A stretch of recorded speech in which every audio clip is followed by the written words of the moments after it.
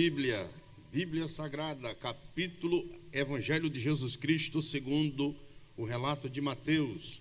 Evangelho de Jesus segundo o relato de Mateus, capítulo de número 16. Capítulo de número 16, versículo de número 13. Versículo de número 13 até o versículo de número 19.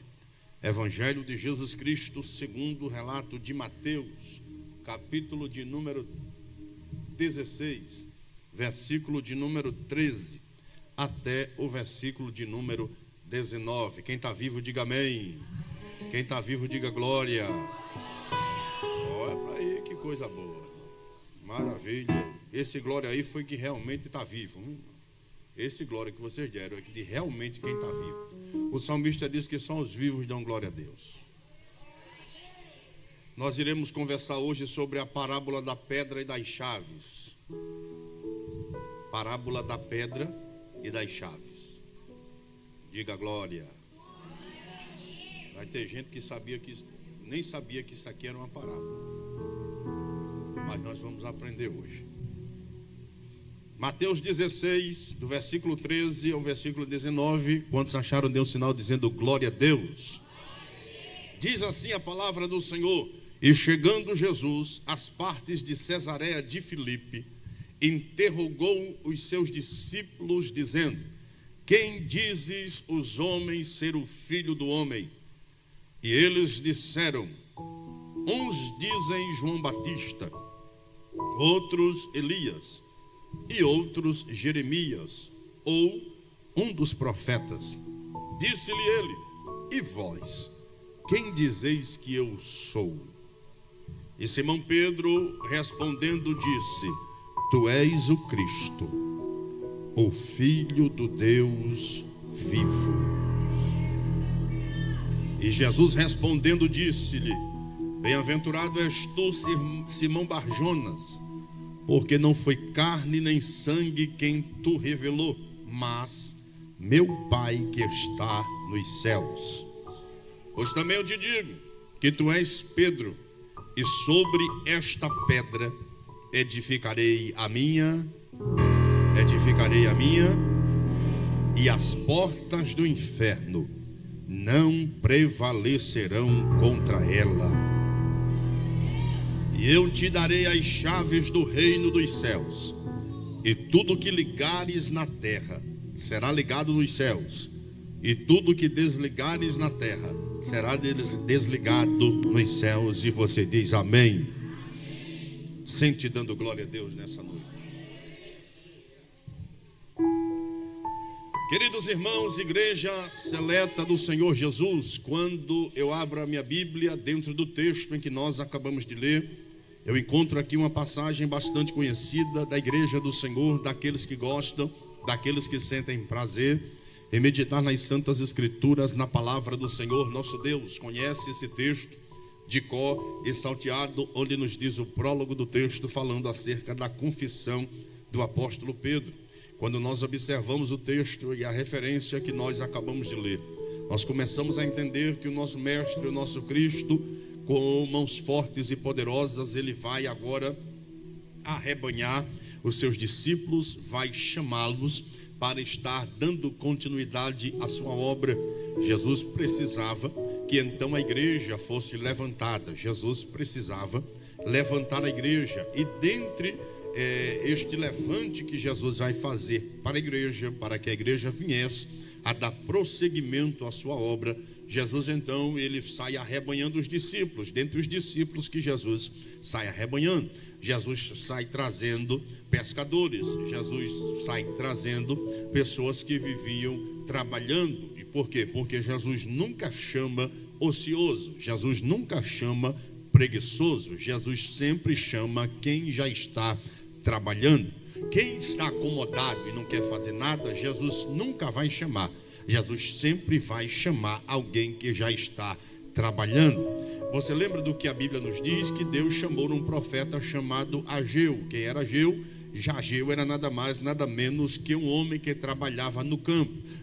O Senhor também chama um profeta chamado Amós, que cuidava dos bois. Então Deus sempre vai chamar alguém ocupado. Deus nunca vai chamar alguém ocioso. Deus nunca vai chamar alguém preguiçoso. E dentre este chamado que Jesus vai fazer para com seus discípulos, para que a sua obra viesse a dar continuidade, então Jesus agora vai sair chamando a Pedro, Jesus sai chamando a Tiago, Jesus sai chamando a Bartolomeu, Jesus sai chamando a vários dos discípulos que nós conhecemos, Mateus, por nome de Levi, e nós então observamos que Jesus, dentre a este arrebanhar dos discípulos, Jesus então vai andar com eles nas cidades de Jerusalém. Jesus vai andar nas cidades de Israel.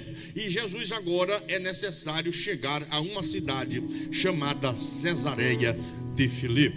Quando Jesus chega nesta cidade, a Bíblia diz que Jesus chegou, e quando Jesus avista a cidade, quando Jesus adentra a cidade, Jesus sabia da história que existia nessa cidade. Jesus sabia que naquela cidade existia a adoração a um Deus. Esse Deus era chamado de Pan. Quem era Pan? Pan era um Deus que tinha metade bode, metade homem. Da cintura para baixo ele era bode, da cintura para cima ele era um homem. E essa cidade, chamada Cesareia de Filipe, era uma cidade idólatra, que adoravam a este Deus Pan, e eles iam exatamente para determinadas rodas que existiam naquela cidade. E essas rodas em praça pública, eles ficavam rodeando a praça, eles ficavam justamente ao redor da praça. E esse redor na praça que eles ficavam fazendo era exatamente adorando a bodes que existia naquela região. Nesta cidade também existia uma caverna. Esta caverna era chamada exatamente de Porta do Inferno. Por quê? Porque as pessoas levavam crianças para ser oferecida a este Deus chamado Pan. E era exatamente nesta cidade que, quando eles adentravam com as crianças, eles ofereciam as crianças queimadas em holocausto lá dentro. E de acordo com a tradição, Pan ficava alegre e recebia o sacrifício de crianças naquela região. Jesus sabia de tudo isso. Jesus então vai levar os seus discípulos para esta cidade. E quando nós chegamos no versículo de número 13, nós começamos a entender o que é que Jesus está dizendo. Quando Jesus então, chegando Jesus às partes de Cesareia de Filipe, ele faz a interrogação para os seus discípulos. E qual é a interrogação? Qual é a pergunta que Jesus faz aos seus discípulos? Ele diz da seguinte forma: o que dizem os homens que eu sou? O que é que dizem os homens ao meu respeito? Aí quando Jesus faz a pergunta aos discípulos, olhe para mim, preste atenção, diga para quem está do seu lado: não conversa comigo, irmão. Diga para ele, diga para ela: não conversa comigo, irmão, eu quero aprender a palavra. Diga para ele, diga assim para ele, diga para ela: depois do culto a gente conversa. Vá, diga para ele, diga para ela: depois do culto a gente conversa, agora eu quero aprender a palavra. Se você ficar conversando, sabe o que é que vai acontecer? Você vai deixar de ouvir a voz de Deus para... Eita, Jesus! Vai deixar de ouvir a voz de Deus para ouvir conversa fiada do teu irmão. Então diga para quem está do seu lado: só fale comigo depois do culto. Diga para ele. É triste, né, irmão? Mas é verdade. Glória a Jesus. Vamos para frente. Observe aqui que quando o Senhor Jesus, ele então faz esta pergunta aos discípulos, ele diz: o que é que dizem os homens ao meu respeito? O que é que o povo fala de mim por aí? Por quê? Porque os discípulos já tinham ouvido os comentários na cidade. E o comentário era exatamente que Jesus estava mudando a vida de muita gente. Porque Jesus não influenciou simplesmente pessoas comuns. Jesus influenciou grandes nomenclaturas da sua época. Jesus mudou a vida de gente grande, Jesus mudou a vida de gente pobre, Jesus mudou a vida de gente rica, Jesus mudou a vida de negro, Jesus mudou a vida de branco, Jesus mudou a vida de amarelo, Jesus mudou a vida de muita gente, independente de classe social. E então o comentário na cidade era grande. O comentário era exatamente sobre Jesus, o Filho do Homem E eu estava operando sobre a terra. Jesus, sabendo que os discípulos sabiam da conversa que existia exatamente na cidade, Jesus então vai fazer a pergunta: onde? Na cidade de Cesareia de Filipe.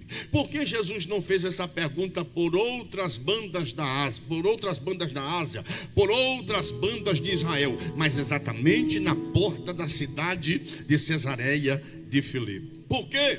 Porque ele queria ouvir da boca dos seus discípulos, aqueles a quem ele chamou, quem eles testificava ser ele. Por quê? Porque você andar comigo é uma coisa, mas você vê o que é que eu faço, a minha vida íntegra diante do meu Pai que está no céu, e você poder testificar de mim para quem lhe ouve é outra situação. Você lembra da testificação que Deus deu para com Satanás, teu servo dele chamado Jó? Você lembra? Foi o próprio Deus quem testemunhou acerca de Jó. Foi Deus quem deu testemunho dele.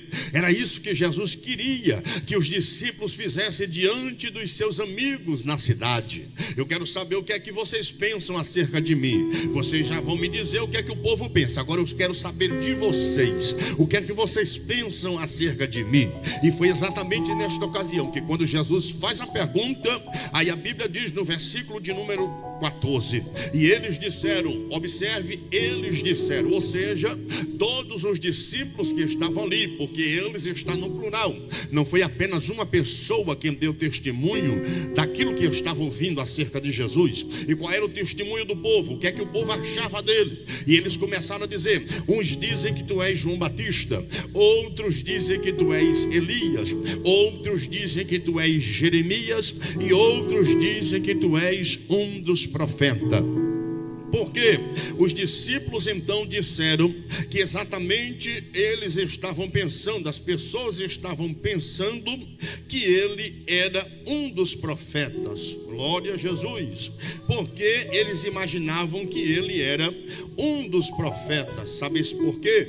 Porque a Bíblia nos diz, aleluia, a Bíblia nos diz que todos aqueles de Israel, toda a nação de Israel estava exatamente esperando o Messias prometido, o Filho do Homem que viria. Se não vejamos, eu quero ajuda da mídia para colocar na tela aí Malaquias capítulo 4, versículo 5.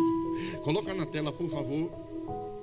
Malaquias capítulo 4, versículo de número 5, diz assim: eis que eu vos enviarei o profeta Elias, antes que venha o grande e terrível dia do Senhor. Observe o que diz o texto: eis que eu vos enviarei o profeta Elias, antes que venha o grande e terrível dia do Senhor. É bem verdade que esse texto de Malaquias, ele faz a alusão exatamente a depois do arrebatamento da igreja, no período da tribulação, ou seja, o período, primeira parte da tribulação, porque a tribulação será dividida em duas partes. Primeira parte, falsa paz, 3 anos e meio o anticristo vai enganar as nações. Segunda parte, a verdadeira tribulação, onde Deus derramará as 7 taças da sua ira.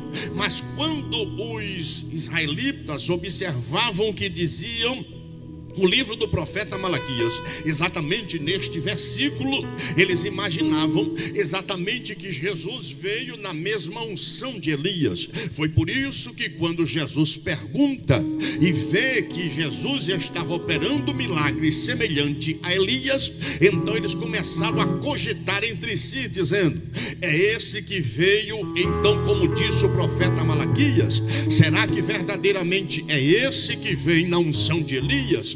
Será que verdadeiramente é esse o Elias que viria a surgir novamente? O que os israelitas não imaginavam é que Jesus, ele era maior do que Elias. Não era o Elias que iria ressurgir, porque Elias vai ressurgir na grande tribulação, mas este que viria era maior do que Elias. Afinal de contas, não só maior do que Elias, também maior do que Jeremias. Ele também não era maior só do que Jeremias, também era maior do que João Batista.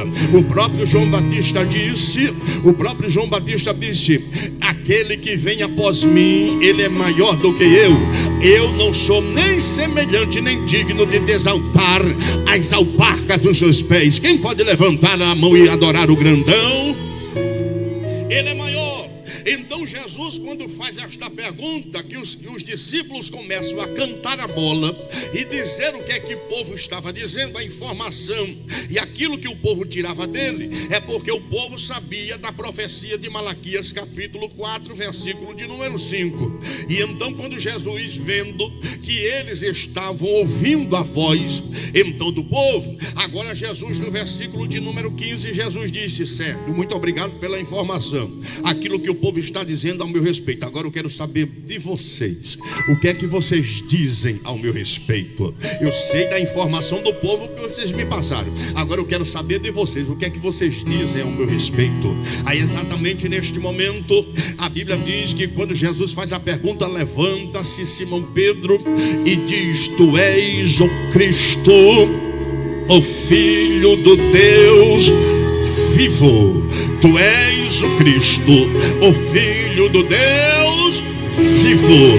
Tu és o Cristo, o Filho do Deus vivo. Quem pode levantar a mão e adorar? Quem pode adorar? Quando Pedro dá a declaração, quando Pedro dá a declaração dizendo que ele era o Cristo, o Filho do Deus vivo, Jesus olhou para ele e disse: Simão Bar-Jonas, não foi sangue nem carne quem te revelou, mas foi o meu Pai que está nos céus. Olhe para cá, preste atenção para você entender. Quando ele diz Simão Bar-Jonas, Simão Bar, me ajude, Simão Bar, por que Simão Bar-Jonas? Observe a conotação da expressão que Jesus usa, Simão Bar-Jonas. O que é Bar-Jonas? A palavra Bar é um prólogo grego que significa filho de. Filho de quem? Filho de quem? De Jonas. Filho de quem? Vocês estão comigo aqui, irmão? Vamos lá, deixa eu voltar de novo para ver se vocês pegam. A palavra Bar é um prólogo grego que significa filho de. Quando Jesus chama Simão Bar-Jonas, ele está dizendo que Simão era filho de quem? De Jonas. Quem era Jonas? Um exímio pescador que ensinou seu filho Pedro a arte da pescaria, para que quando ele viesse se tornar idade adulta, constituir família, ele não viesse padecer de fome. Já tinha uma profissão para alimentar a família. E qual era a profissão? Pescador. Aí Jesus, conhecendo a ética cristã, porque Jesus é ético, Jesus conhecendo a ética cristã e muito respeitoso para com Pedro, dizendo: Pedro, você não é uma pessoa qualquer. Por quê? Porque todo israelita ortodoxo, ele ama a genealogia. Ou seja, fulano gerou Beltrano, Beltrano gerou Ciclano, genealogia. Você é filho de quem? De Jonas. Sabe o que é que ele estava dizendo? Você tem pai. Você tem pai, você tem parentesco. Então quando ele diz Simão Bar-Jonas, ou seja, Simão filho de Jonas, não foi sangue nem carne quem te revelou, mas o meu Pai que está nos... Vamos lá, nós já entendemos que foi Jesus, que foi Deus que revelou a Pedro que Jesus era o Filho de Deus. Sim ou não? Agora escute para você entender. Quando Jesus diz, não foi sangue nem carne quem te revelou, o que é que ele está dizendo com isso? Ele está dizendo que o ser humano é formado de carne e sangue. Você já viu algum ser humano ser formado de outro tipo de material a não ser carne e sangue? Já ouviu? Já viu? Então, o que é que Jesus está dizendo? Não foi nenhum homem aqui na terra quem te revelou, mas foi o meu Pai que está nos céus. Por isso eu te digo que tu és Pedro. A palavra Pedro é um prólogo grego que significa pequenos fragmentos de pedra, brita, gratilhão, poeira. Aí Jesus disse: sobre esta pedra edificarei a minha. Me ajude, edificarei a minha. Vamos mastigar isso aqui para a gente entender, porque comida só presta bem mastigada, sim ou não? Eu não estou pregando, eu estou ensinando. Então comida só presta bem mastigada. Vamos entender isso aqui. Observe o que é que Jesus está dizendo. Tu és Pedro, ou seja, pequenos fragmentos de pedra. E sobre esta pedra edificarei a minha igreja. Edificarei a minha. Vamos entender isso aqui. Observe que Jesus disse sobre esta pedra, sobre esta, a palavra esta, dentro da língua portuguesa, nada mais é do que um pronome demonstrativo, demonstrando em quem era que a igreja estava firmada. Se Jesus tivesse dito, escute isso aqui para você entender. Se Jesus tivesse dito, olhe para cá, se Jesus tivesse dito sobre essa pedra, E2SA, Jesus estaria se referindo a Pedro. Mas como ele disse sobre esta pedra, esta na língua portuguesa é pronome demonstrativo, demonstrando em quem era que a igreja estava firmada. Quando eu falo com cristiano, eu digo essa. Quando eu falo comigo, eu digo esta. O que é que Jesus estava dizendo? Sobre esta pedra, sobre esta pedra que sou eu. Por quê? Porque a narrativa que nós aprendemos desde quando criança é que a igreja está firmada em Pedro. Deus não queria firmar a igreja em um homem falível, pecador, sanguíneo e que queria matar um homem chamado Malco. Não, Deus nunca vai firmar a igreja na vida de alguém que é pecador. Em quem é que ele vai firmar? É nele, porque ele é a pedra angular da esquina. Sobre esta pedra que sou eu.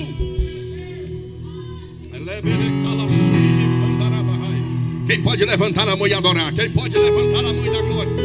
Sobre esta pedra que sou eu. Pronome demonstrativo, demonstrando em quem era que a igreja está firmada. A igreja que está firmada em Cristo. A igreja que está firmada em Cristo, ela nem pensa em balançar. Por quê? Porque ela está firmada na rocha. Você lembra da parábola que nós já falamos aqui durante essa série de estudo? Que Jesus disse que tinha duas casas, uma casa em cima da areia, outra que foi construída em cima da rocha. A casa que é construída na areia, quando a água bate, a areia vai embora e a casa cai. Mas a casa que é construída em cima da rocha, vai bater a água, mas a casa fica firme, porque a rocha é chamada de Jesus de Nazaré. Quem está firmado nela, abra a boca, adore a Deus. Diga para quem está do seu lado, você ainda não caiu. Diga para ele, diga para ela, você ainda não caiu, porque você está firmado na rocha. Pergunta para quem está do teu lado, tu está firmado na rocha ou na areia?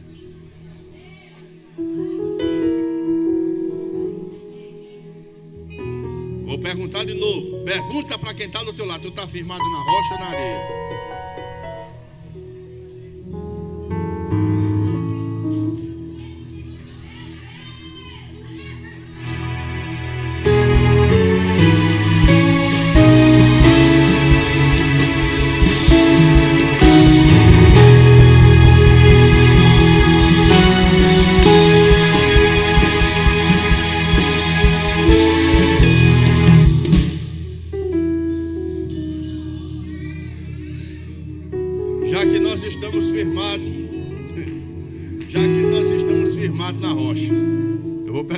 Quem está firmado na rocha aqui? Levanta a mão.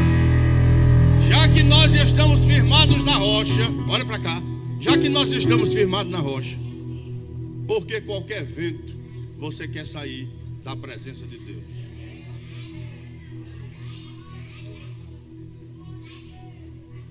Eu não vou mais para o culto. Eu não vou mais para a igreja. Eu vou dar uma voltinha por aí, porque eu não gosto da cara do irmão. Eu não vou com a cara dela. Eu não gosto dele. Eu não gosto dela. Está firmado em quem? É na rocha chamada Jesus ou é na areia?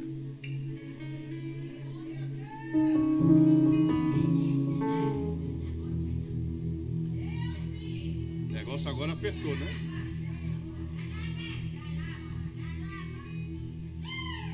Olha aí. Eu fico com vergonha de vocês. Uma idade dessa, ela canta glória desse jeito.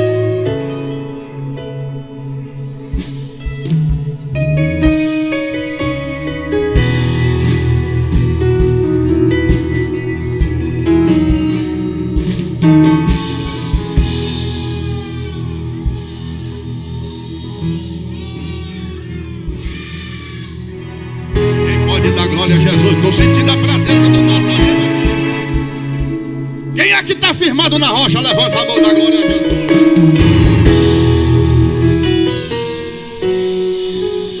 Olhe para cá, preste atenção para a gente continuar. Lá vai andar a basura.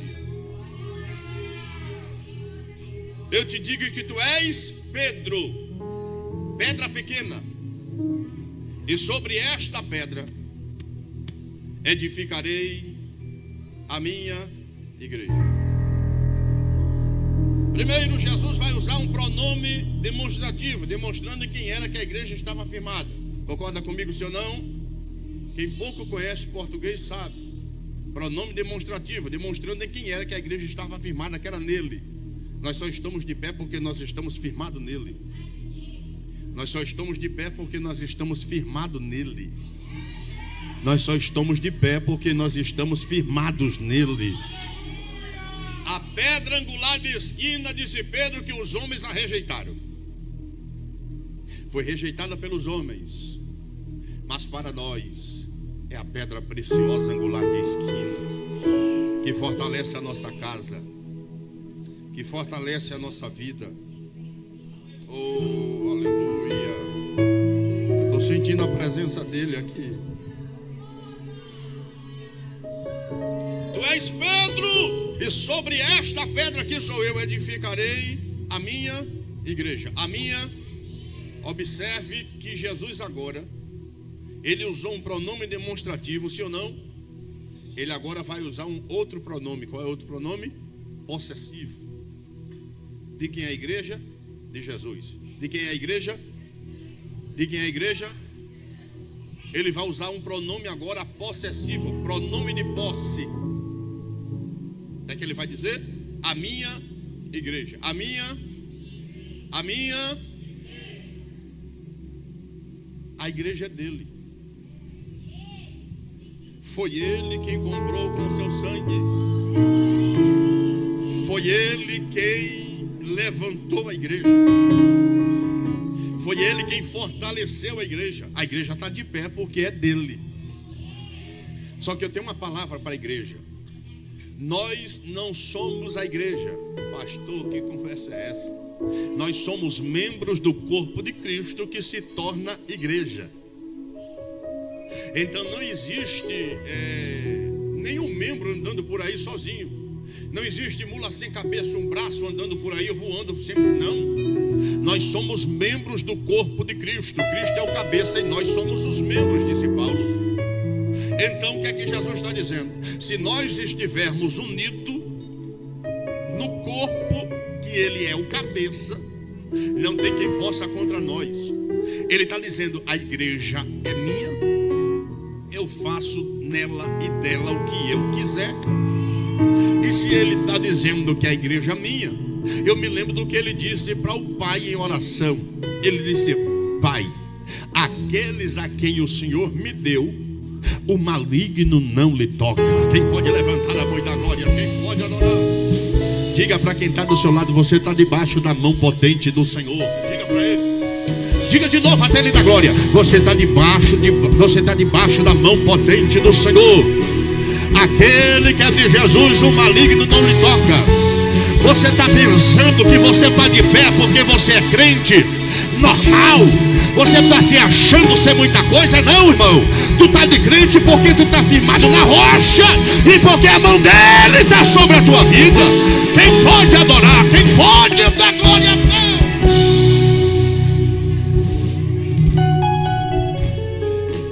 Ele usa dois pronomes: pronome demonstrativo, demonstrando que a igreja está firmada nele. Segundo pronome possessivo, a igreja é dele. Agora vamos caminhar para a gente entender. Quando ele diz que a igreja é dele, oh glória,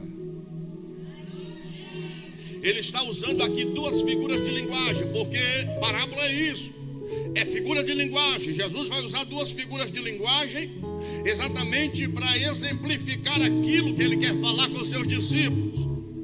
E ele diz, usando as figuras de linguagem, ele fala sobre a pedra, e ele vai usar então a figura de linguagem sobre a igreja.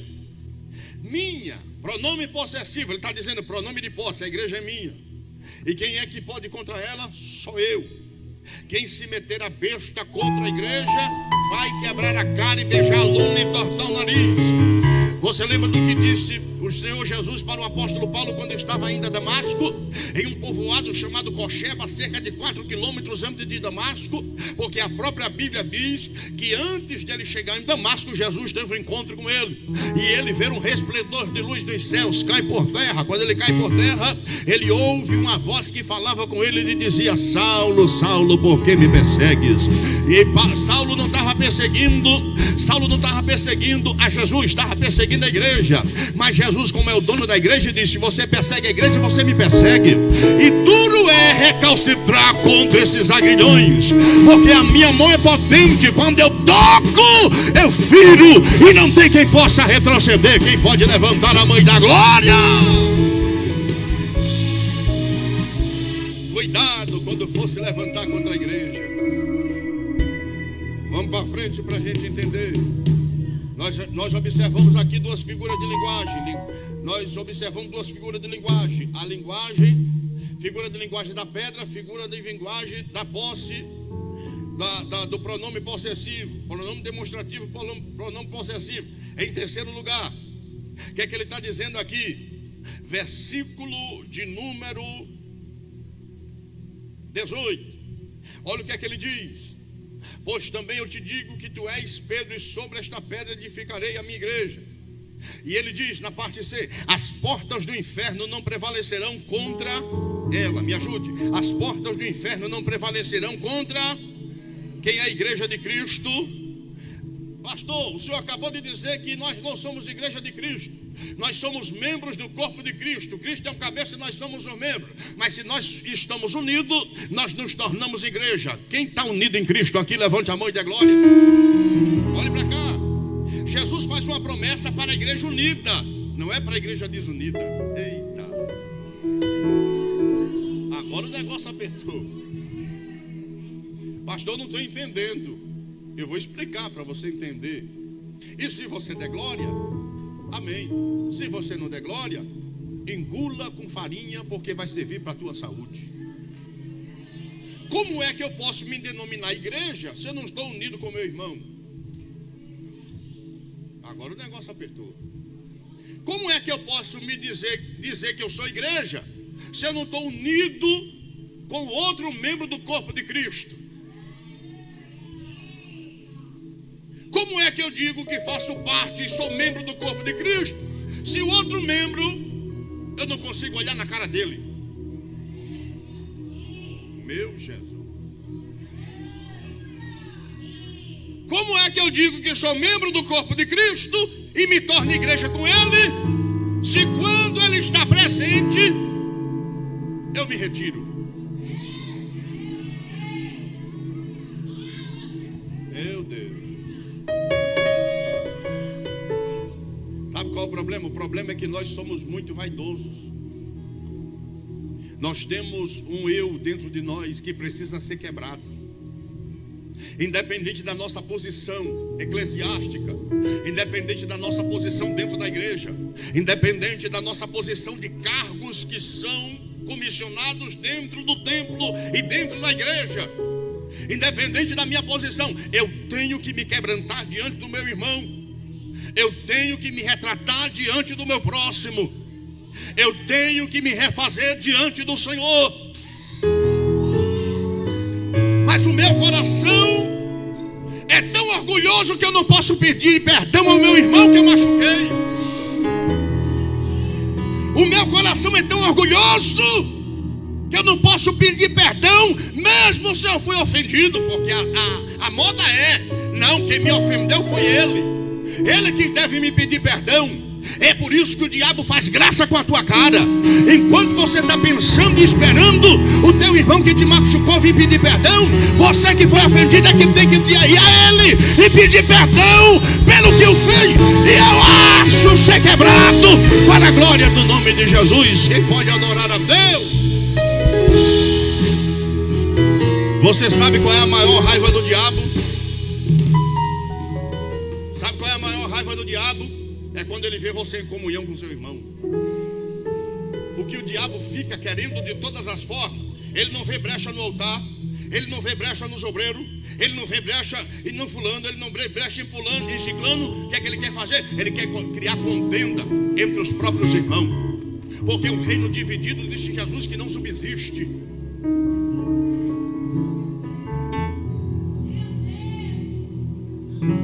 Altar quebrado, Deus não opera.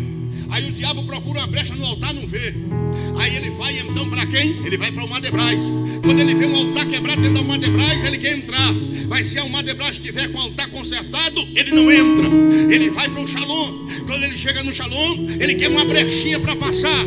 Mas como o altar está consertado, ele não vai entrar. O que é que ele vai fazer? Ele diz: eu vou agir de outra forma. Que forma? Eu vou colocar na mente dele. Ele não gosta dele, ela não gosta dela. Eu vou criar contenda para que o reino de Deus não subsista.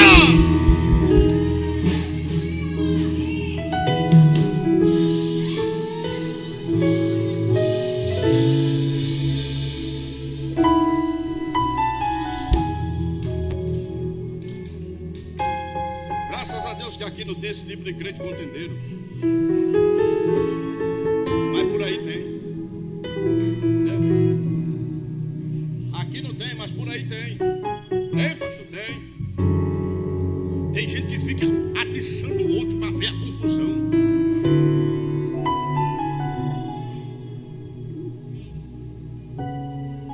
Eu dirigi uma determinada igreja.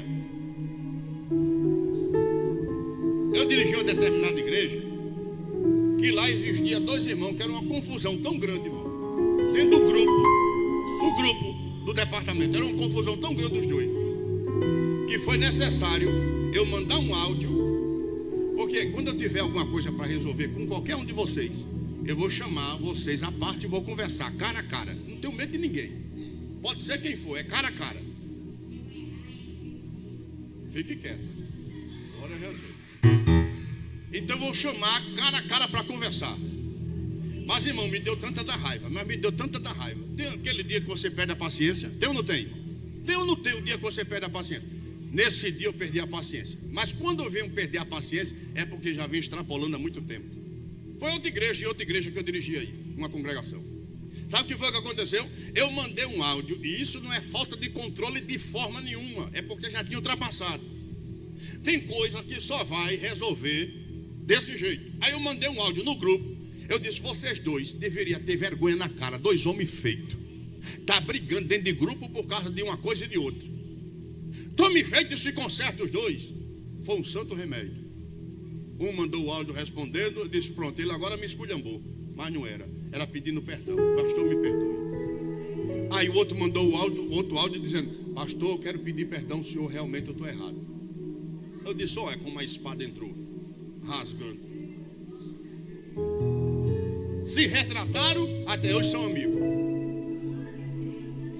Bom de homem, velho Dodô. Bom de ter vergonha. Graças a Deus que aqui não tem. Foi outra igreja aí que eu dirigi.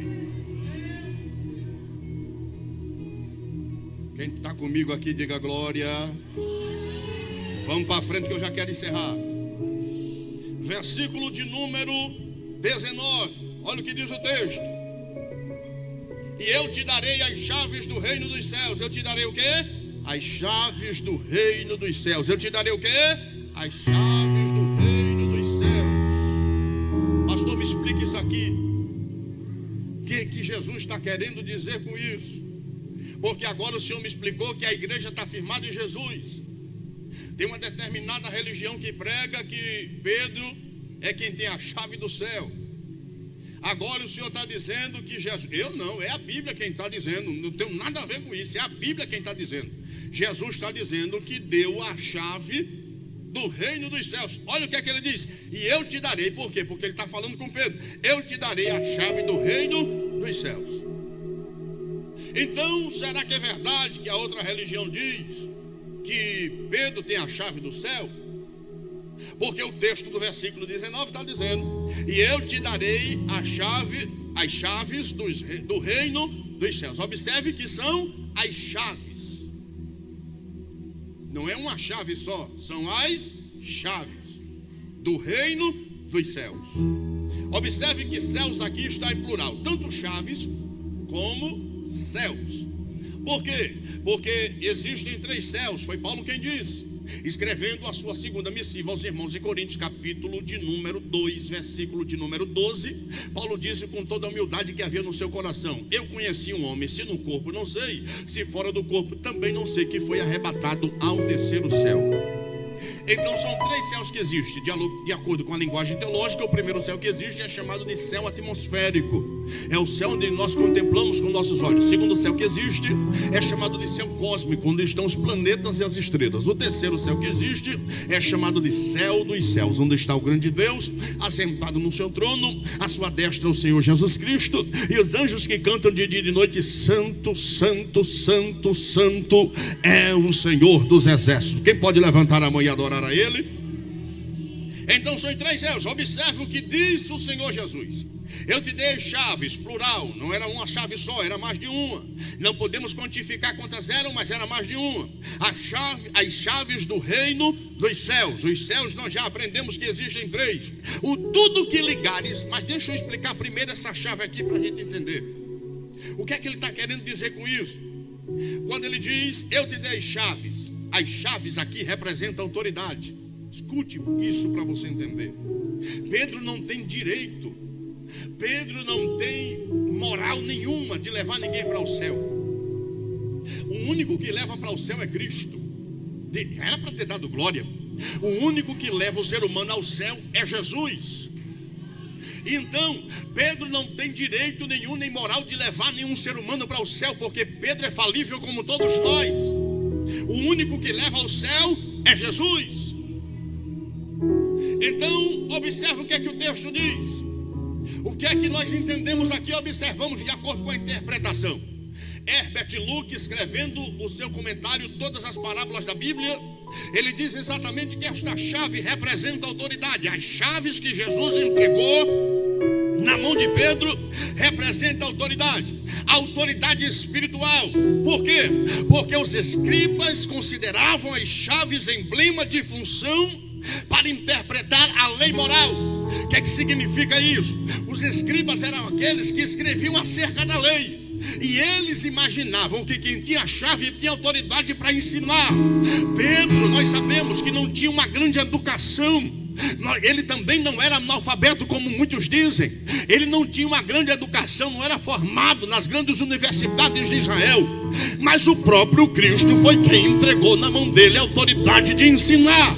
Foi Jesus quem entregou na mão dele a autoridade de ministrar. E na ministração que ele fez, foi quase 3.000 almas no primeiro sermão.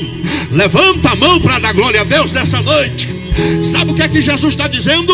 Você pode até nem ter então o primeiro grau completo, nem o segundo, mas se Jesus te entregou a autoridade para pregar essa palavra, aconteça o que acontecer, quando você abrir a boca, vai sair uma unção de Deus da tua boca, e a palavra de Deus como uma espada para atingir os corações e transformar vidas. Quem pode receber essa palavra, abra a boca para dar glória a Deus. Digno de louvor, tu és santo. Adorei. Santo é o Senhor Deus poderoso, digno de louvor, digno de louvor.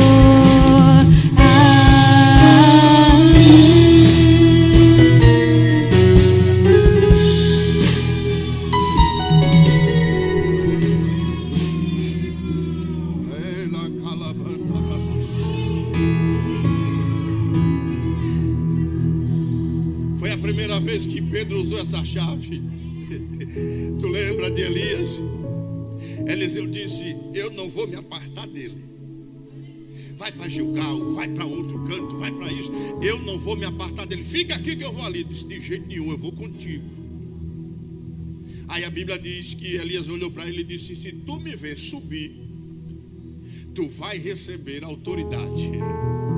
Aí Elias disse: eu vou perder essa bênção nada. Aí a Bíblia diz que Elias subiu. numa carruagem de fogo e um redemoinho, e de repente a capa de Elias cai. Ele pega a capa e diz: eu quero só ver se essa autoridade foi me dada agora.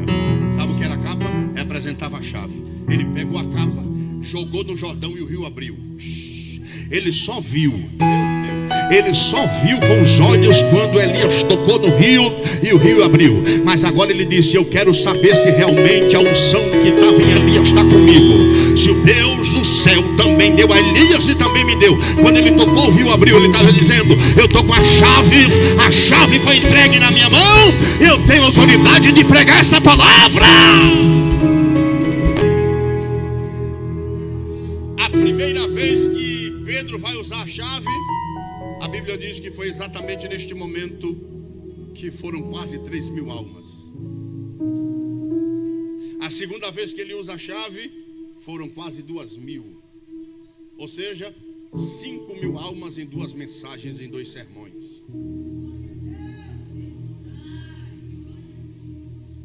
E foi Pedro quem abriu, porque Pedro tinha a chave, mas a chave não era para entrar no céu. A chave era da pregação do evangelho. Entenda isso. Essa chave que Jesus está dizendo que daria do reino dos céus para Pedro, não era para Pedro levar o ser humano para o céu. Era para Pedro ter autoridade de pregar o evangelho. E na ministração, na primeira porta que ele abre com essa chave, são 3.000. Na segunda porta que ele abre, são quase 2.000. Ou seja, quase 5.000 pessoas. Por quê? Porque ele recebeu a chave da autoridade de pregar o evangelho. Agora escute para você entender. Esta mesma chave, ele também vai se estender para abrir a porta para os gentios. Pedro também levou a chave para abrir a porta para os gentios. Deixa eu correr para a gente encerrar. Só que no versículo de número 19 ainda, na última parte ele diz: e tudo que desligares na terra.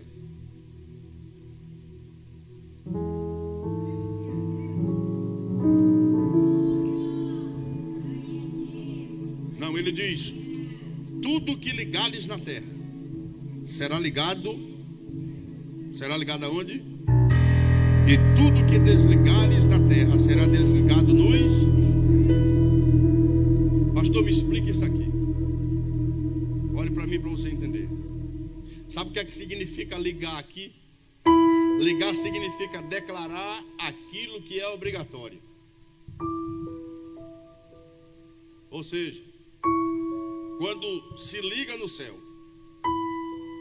que você prega o evangelho, porque a chave estava na mão dele. Quando se pregou o evangelho, quando o evangelho foi ministrado, o poder desse evangelho de transformar vidas é tão grande, que ele transforma a vida de feiticeiro, ele transforma a vida de macumbeiro, ele transforma a vida de cachaceiro.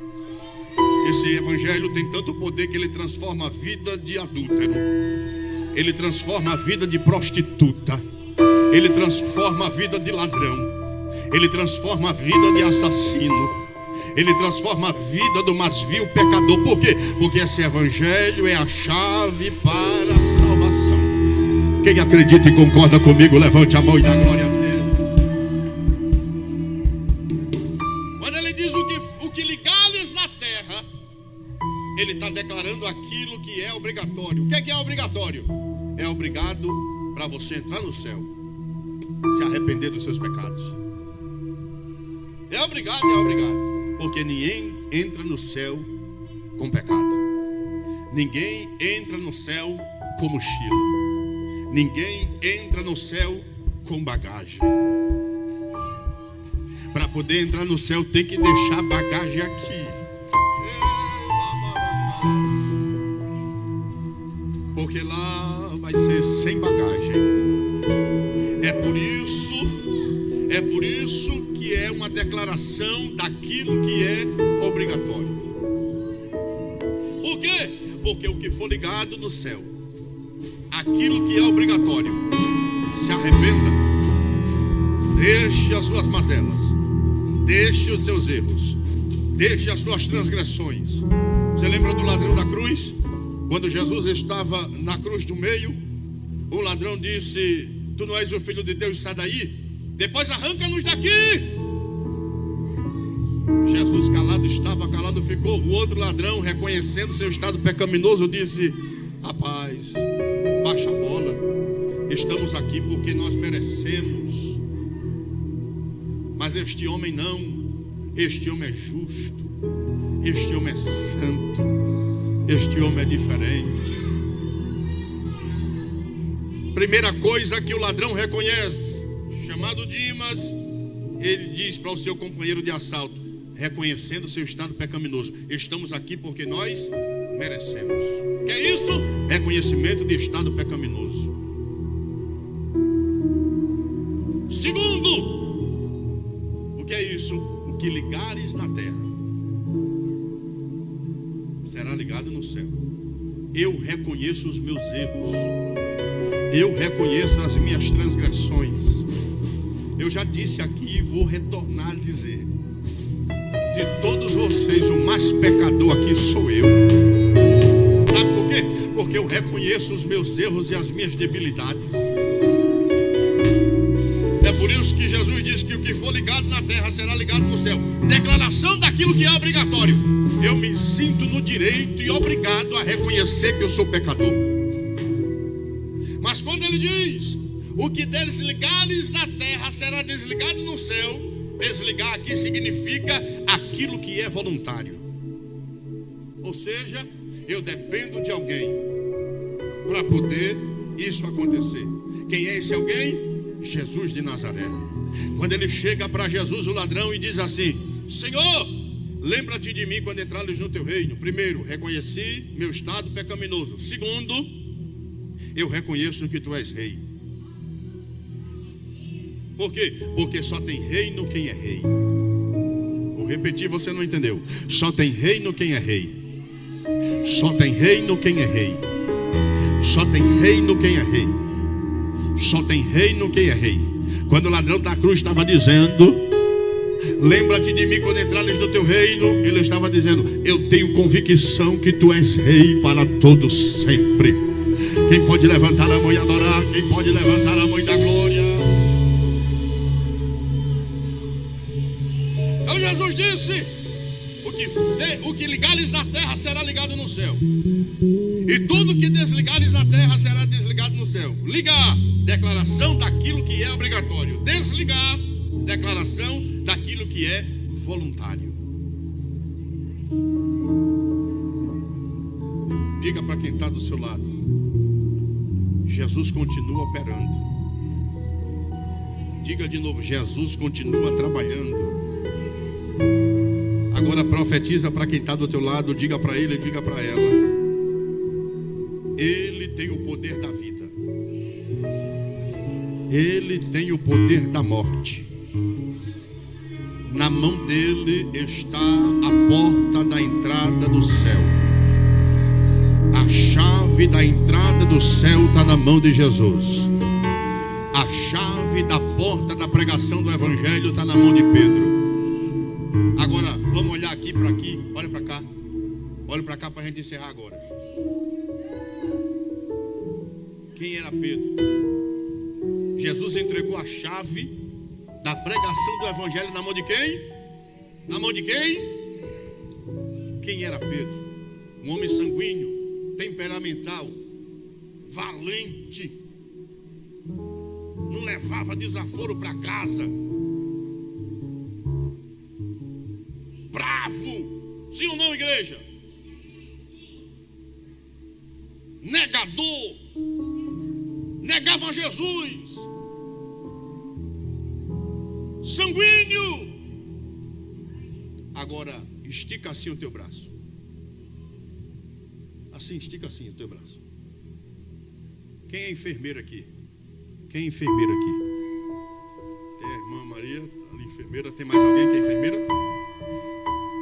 Serva de Deus ali, irmã Marlene é enfermeira. Estica a mão assim. Como é que a enfermeira faz para poder colher o sangue para fazer algum exame? Não é assim que faz? É assim ou não é? As enfermeiras, é assim ou não é? Estica a mão aqui, deixa o braço relaxado, é assim? Deixa o braço relaxado. Aí a enfermeira vem, coloca, como é que chama aqui? A liga, coloca a liga, pede para fechar a mão, né? Para o sangue correr na corrente sanguínea. Irmã Cícera, deixa eu pegar, irmã Cícera. Fecha a mão, aperta aqui. Aí o que é que faz? O sangue começa a correr para lá e para cá nas veias. Aí a enfermeira vem com a agulha e aplica. Por quê? Porque na hora que a gente pressionou, apertou aqui, apertou ali, então o sangue começa a correr para lá e para cá e a veia pula. Quando a veia sobe, a enfermeira está observando a veia, sim ou não? Aí ela vai atingir exatamente a veia com a agulha para poder colher o sangue. Agora olhe para mim para a gente encerrar. Estica a mão assim de novo. Estica assim. Veja e observe para dentro de você mesmo se o sangue de Pedro não corre nas suas veias e na minha.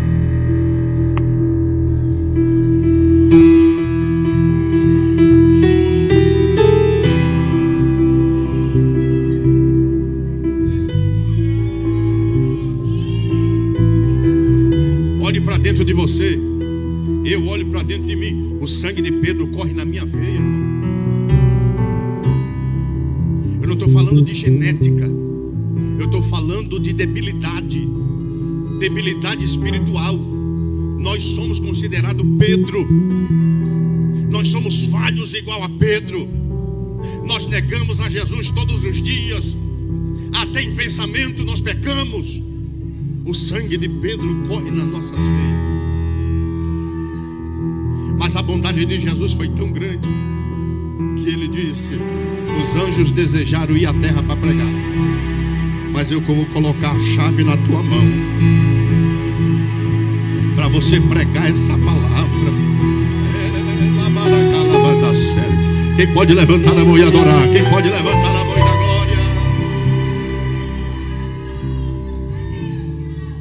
Diga para quem está do seu lado: a chave Jesus colocou na tua mão. A chave do Evangelho Jesus colocou na tua mão. Quem pode dar glória? Quem pode adorar? Pastor, me explica aqui que o senhor pulou. Eu vou explicar agora. O que foi que o senhor pulou? O que foi que eu pulei? Eu pulei que as portas do inferno não prevaleceria contra a igreja. E eu já pulei de propósito. Por quê? Quando Jesus disse que as portas do inferno não prevaleceria contra a igreja, é porque a caverna da cidade de Cesareia de Filipe era lá onde se oferecia as crianças em sacrifício para o Deus Pan. Sabe o que é que acontecia? Está dormindo, irmão? Sabe o que é que acontecia? Era levado as crianças lá para dentro, era queimado as crianças lá dentro. Jesus vai mostrar para os seus discípulos a sua divindade e queria que os discípulos afirmassem: o que é que dizem os homens que eu sou? O que é que dizem vocês que eu sou? Aos discípulos disseram. Jesus disse: já que vocês me reconhecem como Deus, já que vocês me reconhecem como Senhor, eu levantei a igreja, pronome demonstrativo, pronome possessivo, já que eu tenho posse sobre a igreja, as portas do inferno não prevalecerão contra ela.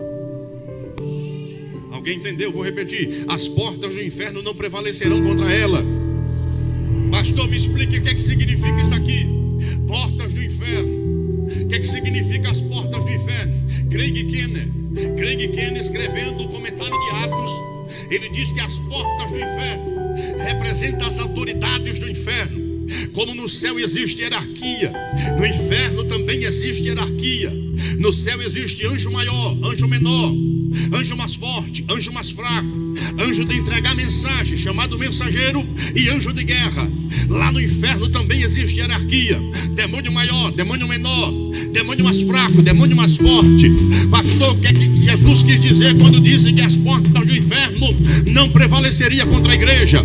Ele estava dizendo: nem demônio maior, nem menor, nem mais forte, nem mais fraco vai permanecer contra a minha igreja, contra o meu povo. Quem pode levantar a mão da glória? Pega na mão de quem está do seu lado para a gente encerrar.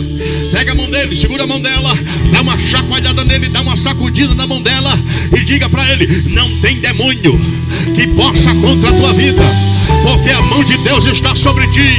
As portas do inferno não vai prevalecer. As portas do inferno não vão prevalecer.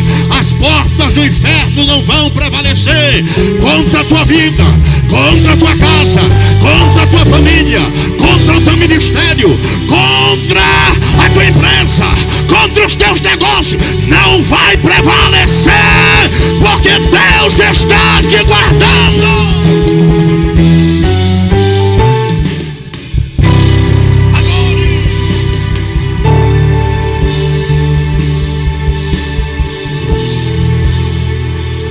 Aplauda Jesus nessa noite.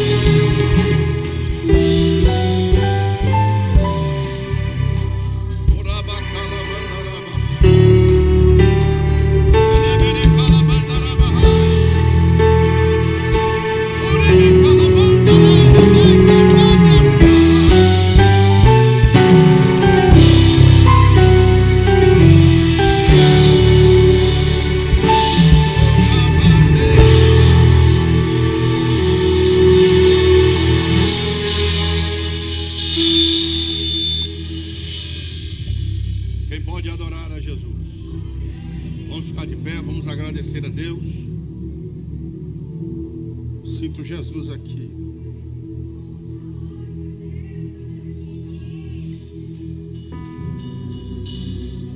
Sai daqui de posse da promessa. Sai daqui de posse da vitória. Consciente que nenhum tipo de demônio vai prevalecer contra a tua vida. Nenhum tipo de demônio vai prevalecer contra a tua família e contra a tua casa. E quem prometeu não fui eu, foi Jesus. Se Jesus prometeu, se prepare que vai acontecer. Quem diz amém? Meus irmãos, eu quero agradecer a Deus e louvar a Deus pela vida de todos vocês. Que Deus em Cristo os abençoe. Alegria de